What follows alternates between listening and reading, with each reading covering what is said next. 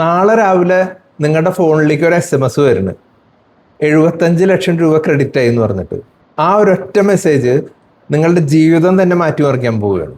പക്ഷെ വെറും 6 മാസം അങ്ങോട്ട് കഴിയുമ്പോഴേക്കും ആ പൈസ നിങ്ങളുടെ ജീവിതത്തിലെ വലിയൊരു ശാപമായിട്ട് മാറും. അത് നിങ്ങളുടെ സമാധാനം മുഴുവൻ കളയുകയും ചെയ്യും. ഇത് ഏതെങ്കിലും ഓൺലൈൻ തട്ടിപ്പുകാർ നിങ്ങളുടെ പൈസ തട്ടിയെടുത്തോണ്ടൊന്നും അല്ല. വിരമിച്ച ശേഷം നമ്മൾ സാധാരണക്കാരായ മലയാളികൾ ചെയ്യണ ഏറ്റവും വലിയ തെറ്റുകൊണ്ട് ഇത് സംഭവിക്കുന്നതാണ്. ഇന്ന് ചിലപ്പോൾ നിങ്ങളുടെ കയ്യിൽ ഈ ഒരു പൈസ ഉണ്ടാവില്ല, പക്ഷെ നാളെ ഏതെങ്കിലും നിലയ്ക്ക് വല്ല PF ആയിട്ടോ ഗ്രാറ്റുവിറ്റി ആയിട്ടോ അല്ലെങ്കിൽ സ്ഥലം വിറ്റിട്ടോ അല്ലെങ്കിൽ വലിയ എന്തെങ്കിലും ഒരു തുക നിങ്ങളുടെ അക്കൗണ്ടിലേക്ക് വന്നു നോക്കി, അന്ന് ഈ വീഡിയോ നിങ്ങൾക്ക് വലിയൊരു ഉപകാരമായിരിക്കും. ജോലിയിൽ നിന്ന് വിരമിച്ച ശേഷം സുരേഷ് സാറിന് പറ്റിയ ഒരു ചെറിയ തെറ്റുണ്ട്. സ്വന്തം വീട്ടിൽ സമാധാനത്തോടെ ഒന്നും ഉറങ്ങാൻ പറ്റാത്ത അവസ്ഥയിലേക്കാണ് അത് എത്തിച്ചത്. പക്ഷെ സുരേഷ് സാർ ചെയ്ത ശരിക്കുള്ള തെറ്റെന്തായിരുന്നു എന്നുള്ളത് അതിലേക്ക് കടക്കുന്നതിന് മുമ്പ് ഞാൻ വേറൊരു കാര്യം പറഞ്ഞുതരാം. ഈ വീഡിയോ കണ്ടു കഴിയുമ്പോഴേക്കും കയ്യിലൊരു വലിയ തുക കിട്ടിക്കഴിഞ്ഞാൽ ആദ്യത്തെ ദിവസം, ആദ്യത്തെ ആഴ്ച, ആദ്യത്തെ മാസം എന്ത് ചെയ്യണമെന്നുള്ള കൃത്യമായിട്ടുള്ള ഒരു പ്ലാൻ നിങ്ങൾക്ക് എന്തായാലും കിട്ടും. ജീവിതകാലം മുഴുവൻ കഷ്ടപ്പെട്ടുണ്ടാക്കിയിട്ടുള്ള പൈസ ഉണ്ടല്ലോ, അത് മറ്റുള്ളവരുടെ നിർബന്ധത്തിന് വഴങ്ങിയിട്ട് നഷ്ടപ്പെടുത്താൻ ആഗ്രഹമില്ലെങ്കിൽ ഈ ചാനൽ ഇന്ന് തന്നെ സബ്സ്ക്രൈബ് ചെയ്യണം. നമുക്ക് സുരേഷ് സാറിലേക്ക് വരാം. 58 വയസ്സ്, 32 വർഷത്തോളം കലണ്ടറിലെ തീയതികളൊക്കെ നോക്കി ജോലി ചെയ്ത ഒരു മനുഷ്യനാണ്. ഒടുവിൽ റിട്ടയർ ചെയ്തു. എന്നിട്ട് ബാങ്ക് അക്കൗണ്ടിലേക്ക് ആ വലിയ പൈസ വന്നു.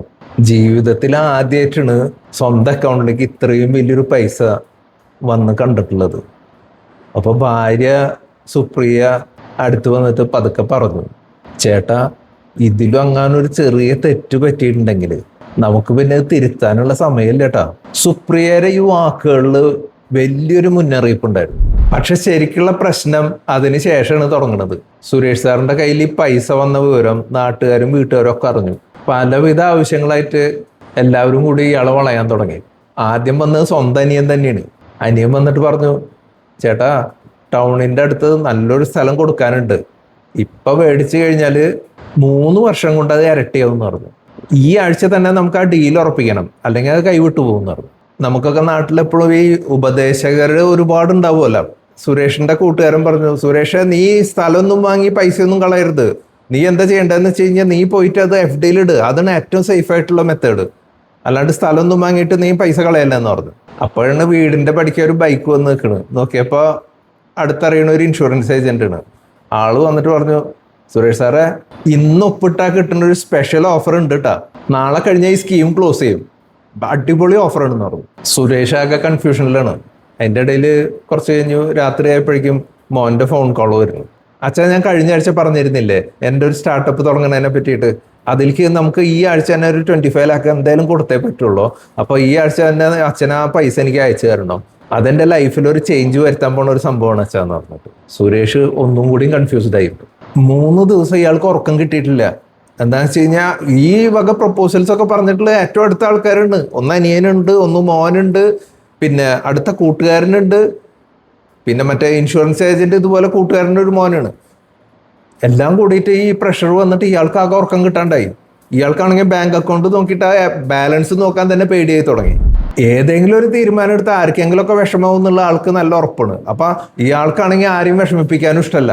അവസാനം സുരേഷ് സാർ എല്ലാവരും നിർബന്ധത്തിന് വഴങ്ങി മോന് 25 ലാക്ക് കൊടുക്കാനുള്ള ഒരു തീരുമാനമായി. അതുകൂടാണ്ട് ബാക്കി അനിയൻ പറഞ്ഞ മറ്റേ സ്ഥലം ഉണ്ടല്ലോ അതിലേക്ക് വേണ്ടിയിട്ട് കൊടുക്കാന്നുള്ളതും ഒരു ഏതാണ്ട് ഒരു ധാരണയിലേക്ക് എത്തി.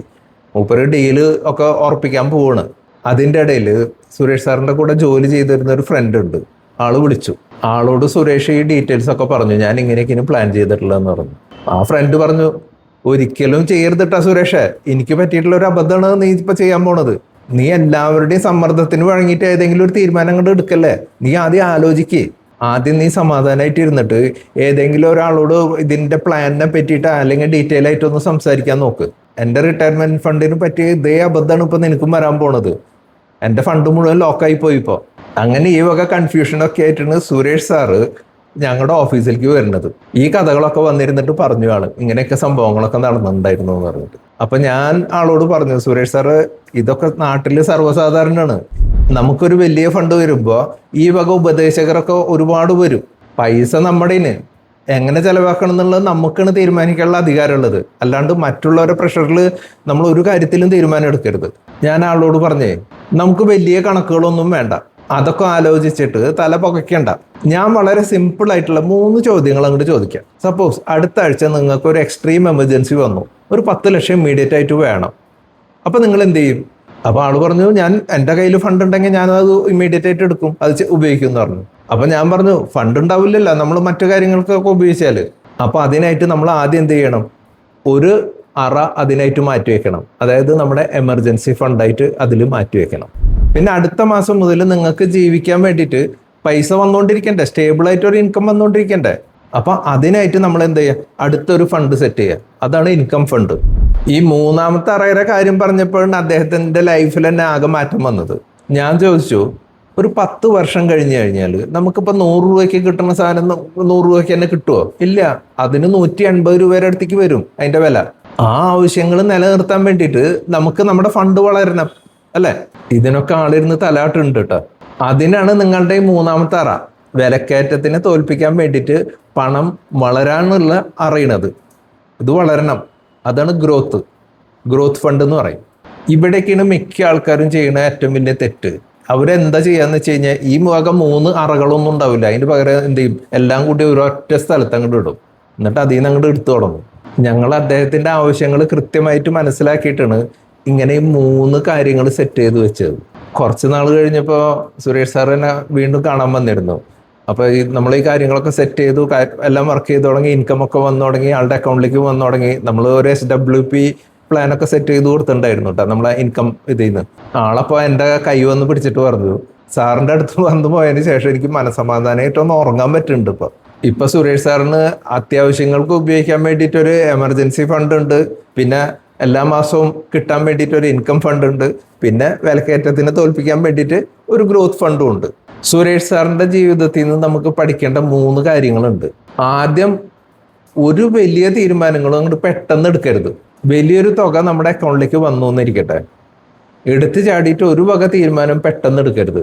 സമാധാനമായിട്ടിരുന്ന് ആലോചിക്കുക. രണ്ടാമത്തെ എന്താണെന്ന് വെച്ച് കഴിഞ്ഞാൽ, ഒരാളുടെ നിർബന്ധത്തിന് വഴങ്ങരുത്. എന്താ വെച്ചാൽ ഇത് നിങ്ങളുടെ പൈസന്. ആൾക്കാർ വന്നിട്ട് പലതും പറയും, ഇന്ന് ഒപ്പിട്ട ഈ ഓഫർ കിട്ടും, അല്ലെങ്കിൽ നാളേക്കുള്ളിൽ ചെയ്തില്ലെങ്കിൽ ഇത് കിട്ടൂല, അല്ലെങ്കിൽ ഒരാഴ്ചക്കുള്ളിൽ ഇത് ഈ സ്ഥലം മേടിച്ചില്ലെങ്കിൽ അത് പോവും. ഈ വക കാര്യങ്ങളൊക്കെ നിങ്ങൾ കേൾക്കും. അതിനൊന്നും വഴങ്ങി കൊടുക്കരുത്. അല്ലെങ്കിൽ 3 ഭാഗങ്ങളോ അല്ലെങ്കിൽ 4 ഭാഗങ്ങളൊക്കെ ആയിട്ട് മാറ്റി വെക്കുക, നമ്മളുടെ ആവശ്യങ്ങളൊക്കെ മനസ്സിലാക്കിയിട്ട്. അതിൽ പണം വളരാനുള്ള ഒരു സെക്ഷനും വേണം കേട്ടോ. ഈ വീഡിയോ കണ്ട ശേഷം ഉണ്ടല്ലോ, നിങ്ങളുടെ അക്കൗണ്ടിൽ ഒരു വലിയ തുക വന്നു എന്നിരിക്കട്ടെ, ഇനി എത്ര വലിയ സമ്മർദ്ദം വന്നു എന്ന് വെച്ചാലും ഒരാഴ്ചത്തേക്ക് ഒരു തീരുമാനം എടുക്കാണ്ട് മിണ്ടാണ്ടിരിക്കുക. പെട്ടെന്ന് എടുത്ത് ചാടി ഒരു തീരുമാനം എടുക്കാണ്ടിരിക്കുക. കാരണം പണം നഷ്ടപ്പെടുന്നത് വിപണിയിലെ കയറ്റിറക്കങ്ങൾ കൊണ്ടൊന്നല്ല, മറിച്ച് മറ്റുള്ളവരുടെ നിർബന്ധത്തിന് വഴങ്ങിയിട്ട് നമ്മൾ പെട്ടെന്ന് എടുക്കുന്ന തെറ്റായിട്ടുള്ള ഒരു തീരുമാനം കൊണ്ടാണ്. നിങ്ങൾക്ക് ഇന്ന് നിങ്ങളുടെ അക്കൗണ്ടിലേക്ക് ഒരു 75 ലക്ഷം രൂപ കിട്ടിയെന്നിരിക്കട്ടെ, നിങ്ങൾ ആദ്യം എന്ത് ചെയ്യും? FDയിലിടോ, അല്ലെങ്കിൽ ഏതെങ്കിലും ഭൂമിയിലേക്ക് ഇൻവെസ്റ്റ് ചെയ്യോ, അല്ലെങ്കിൽ പോയിട്ട് ഗോൾഡിൽ ഇൻവെസ്റ്റ് ചെയ്യോ, അല്ലെങ്കിൽ ഇനി മ്യൂച്വൽ ഫണ്ടിലിടോ? താഴെ കമന്റിലൊന്നും എഴുതണം കേട്ടോ. ഞാൻ എല്ലാ കമന്റും വായിക്കാറുണ്ട്. ഈ വീഡിയോ ലൈക്ക് ചെയ്യാനും കൂട്ടുകാർക്ക് ഷെയർ ചെയ്യാനൊന്നും മറക്കരുത് കേട്ടോ. ഇനി അഥവാ നിങ്ങളും ഇതുപോലത്തെ ഒരു കൺഫ്യൂസ് സ്റ്റേജ് ആണെങ്കിൽ താഴെ കാണുന്ന ഈ വാട്സപ്പ് നമ്പറിലേക്ക് ഒരു മെസ്സേജ് അയച്ചാൽ മതി, പ്ലാൻ ടെക്സ്റ്റ് ഇട്ടിട്ട്. കൃത്യമായിട്ടുള്ള പ്ലാനിങ്ങിലൂടെ നമുക്കും സാമ്പത്തിക സുരക്ഷിതത്വം നേടാം.